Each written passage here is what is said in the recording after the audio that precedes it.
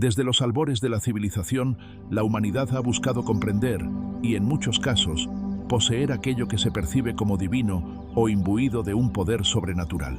En ninguna otra obra, esta búsqueda se manifiesta de forma tan vívida y enigmática como en la Biblia.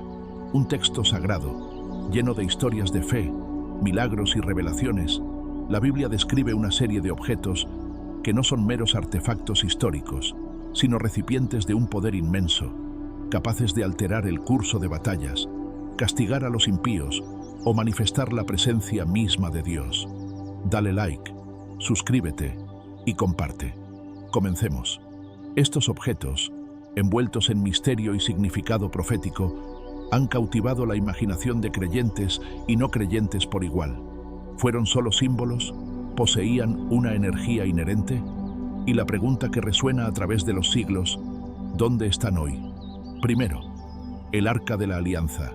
Si hay un objeto que encapsula la majestad y el temor reverencial de la presencia divina en el Antiguo Testamento, es, sin duda, el Arca de la Alianza.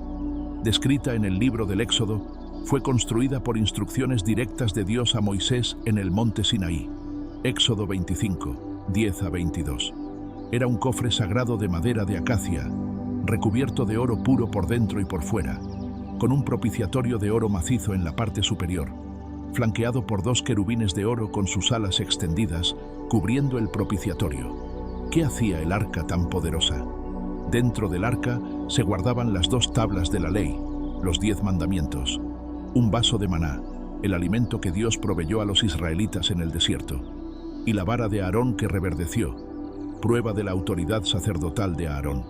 Pero su poder no residía solo en su contenido.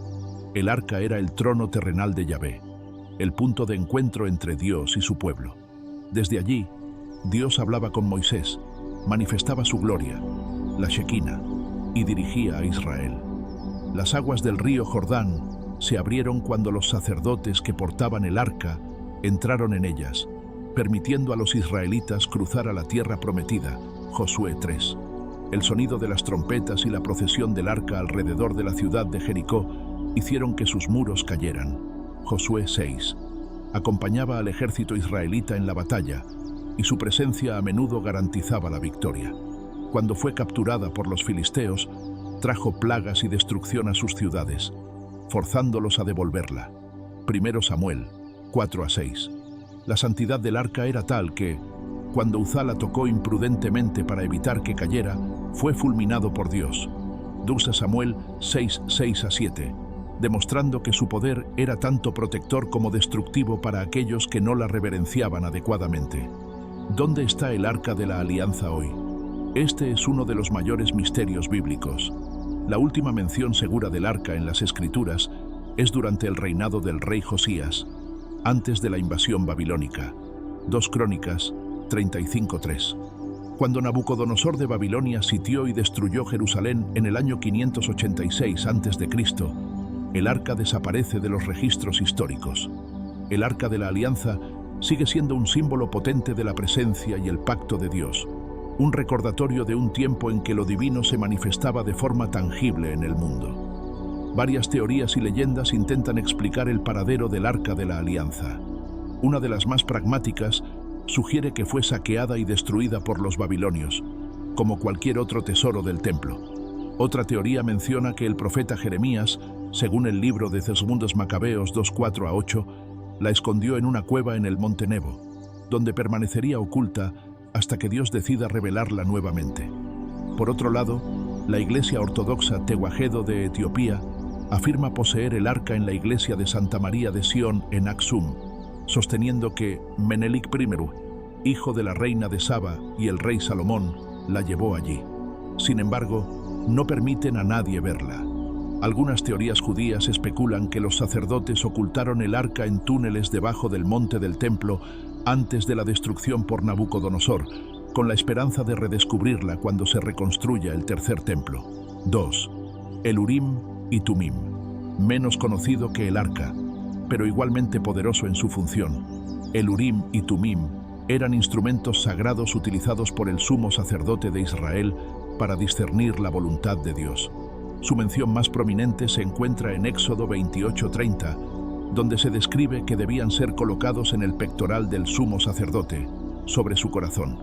¿Qué hacía al Urim y Tumim tan poderoso? Su poder residía en su capacidad para actuar como un oráculo divino.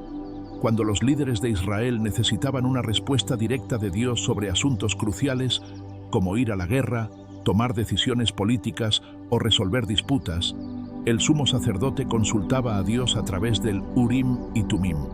Aunque la Biblia no detalla explícitamente cómo funcionaban, la tradición judía y las interpretaciones eruditas sugieren que eran una especie de lotes sagrados que daban respuestas de sí o no, o una manifestación luminosa que revelaba la voluntad divina. Eran el medio por el cual Dios hablaba directamente y sin ambigüedades. El rey David los usó para saber si debía perseguir a los amalecitas que habían saqueado Siclag. 1 Samuel 30, 7-8. Ayudaban a los jueces y reyes a tomar decisiones justas y divinamente guiadas. Números 27-21. ¿Dónde están el Urim y Tumim hoy? Al igual que el arca, el Urim y Tumim desaparecen de los registros bíblicos después del exilio babilónico. La última mención directa de su uso es antes del exilio, en Esdras 2:63 y Nehemías 7:65. Se menciona que después del regreso del exilio, el sumo sacerdote no podía reasumir ciertas funciones hasta que hubiera un sacerdote que pudiera consultar el Urim y Tumim, lo que implica que ya no estaban disponibles. Dale like, suscríbete y comparte. Tercera, la vara de Moisés. La vara de Moisés, a menudo llamada la vara de Dios, no era un objeto suntuoso, sino una simple rama que se convirtió en el instrumento a través del cual Yahvé manifestaba su poder de formas espectaculares. Introducida en Éxodo 4, fue la vara que Moisés usaba como pastor antes de su llamado, y que Dios transformó en un símbolo de su autoridad y poder. ¿Qué hacía a la vara de Moisés tan poderosa? Su poder no residía en la madera misma, sino en ser el canal a través del cual Dios obraba milagros y juicios. Era una extensión de la mano de Dios y la autoridad de Moisés como su siervo. Ante Faraón, la vara se convirtió en serpiente y devoró las varas serpientes de los magos egipcios. Éxodo 7:10-12.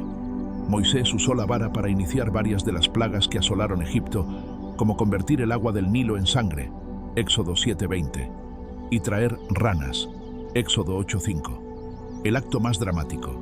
Moisés extendió su vara sobre el Mar Rojo, y las aguas se dividieron para permitir el paso de los israelitas, para luego cerrarse sobre el ejército egipcio. Éxodo 14:16, 21-28. Golpeó la roca en Horeb y Meriba, de donde brotó agua para la sedienta congregación.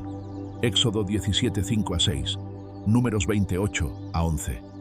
Durante la batalla contra Amalek, la victoria de Israel dependía de que la vara de Moisés estuviera levantada en alto. Éxodo 17:8-13. ¿Dónde está la vara de Moisés hoy? Después de la entrada a la tierra prometida, la vara de Moisés se menciona en el contexto del Arca de la Alianza, ya que la vara de Aarón, otra vara milagrosa, fue guardada dentro del arca como testimonio. Es plausible que la vara de Moisés también fuera guardada allí, o al menos junto a ella, en el tabernáculo, y luego en el templo. Desaparecida con el arca, si fue guardada junto a ella, su destino sería el mismo. Se perdió o fue destruida durante la caída de Jerusalén. Existen leyendas y tradiciones que rodean este tema. Algunas tradiciones judías y musulmanas presentan relatos sobre su paradero, sugiriendo que pasó por manos de varios profetas antes de llegar a un lugar oculto. Sin embargo, es importante señalar que no hay evidencia arqueológica o histórica que confirme su existencia actual. La vara de Moisés simboliza el poder de Dios manifestado a través de la obediencia humana, mostrando cómo un objeto sencillo puede transformarse en un canal para lo milagroso cuando es utilizado con fines divinos. Cuarta, la lámpara de Zacarías, un símbolo de profecía y el Espíritu Santo. Aunque no es un objeto que manipule directamente la realidad física como la vara de Moisés o el arca, la lámpara de Zacarías es uno de los objetos más poderosos en un sentido profético y simbólico, representando la fuente de la visión y la inspiración divina. Se describe en el libro de Zacarías 4, 1-6, en una visión dada al profeta. Él ve un candelabro de oro con 7 lámparas y un tazón en la parte superior, con 2 olivos a cada lado. El ángel le explica: no con ejército ni con fuerza, sino con mi espíritu, ha dicho Jehová de los ejércitos. ¿Qué hacía a la lámpara de Zacarías tan poderosa? Su poder radica en su simbolismo y su mensaje profético. El candelabro representa a la nación de Israel y, por extensión, a la Iglesia, como portadora de la luz de Dios al mundo. Las 7 lámparas simbolizan la plenitud del Espíritu Santo, y los olivos representan los 2 ungidos, probablemente Josué el sumo sacerdote y Zorobabel el gobernador, líderes del regreso del exilio, pero también con implicaciones mesiánicas y proféticas más amplias. La frase clave asociada a esta visión: no con ejército ni con fuerza, sino con mi espíritu, revela el verdadero poder, la capacidad de Dios para lograr sus propósitos no por medios humanos o violencia, sino a través de la guía y el poder de su Espíritu Santo. Este es un mensaje de empoderamiento espiritual que trasciende cualquier poder físico. La visión misma fue una fuente de profunda revelación y aliento para el pueblo de Israel en un momento de reconstrucción. El candelabro y los olivos también prefiguran la futura manifestación del Mesías como la luz del mundo y la fuente de la unción divina. En Apocalipsis, la Iglesia es representada como candelabros, Apocalipsis 1:20, y los 2 testigos son descritos como 2 olivos y 2 candeleros que están de pie delante del Dios de la tierra, Apocalipsis 11:4. Las piedras preciosas del pectoral del sumo sacerdote. El pectoral del sumo sacerdote, Éxodo 28, 15-30, era una prenda sagrada elaborada para el sumo sacerdote de Israel, pero su poder residía en las 12 piedras preciosas incrustadas en él. Cada piedra representaba a una de las 12 tribus de Israel y llevaba grabado el nombre de cada tribu. Este pectoral no era solo decorativo, era una parte fundamental del atuendo sacerdotal que simbolizaba la intercesión del sumo sacerdote por el pueblo ante Dios. ¿Qué hacía a las piedras preciosas tan poderosas? El poder de estas piedras estaba directamente relacionado con su conexión con el Urim y Tumim.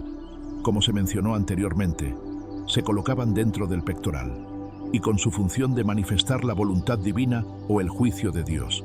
¿Dónde están las piedras preciosas del pectoral hoy? Al igual que el Urim y Tumim, es muy probable que las piedras del pectoral, junto con el propio pectoral, se perdieran o fueran destruidas durante la destrucción del primer templo por Nabucodonosor en el 586 a.C. Como parte de los tesoros del templo, habrían sido objetivos principales para los saqueadores. Aunque los objetos físicos se hayan perdido, su simbolismo persiste en la fe judía y cristiana, representando la intercesión, la unidad del pueblo de Dios y la revelación divina. Dale like, suscríbete y comparte. Hasta la próxima.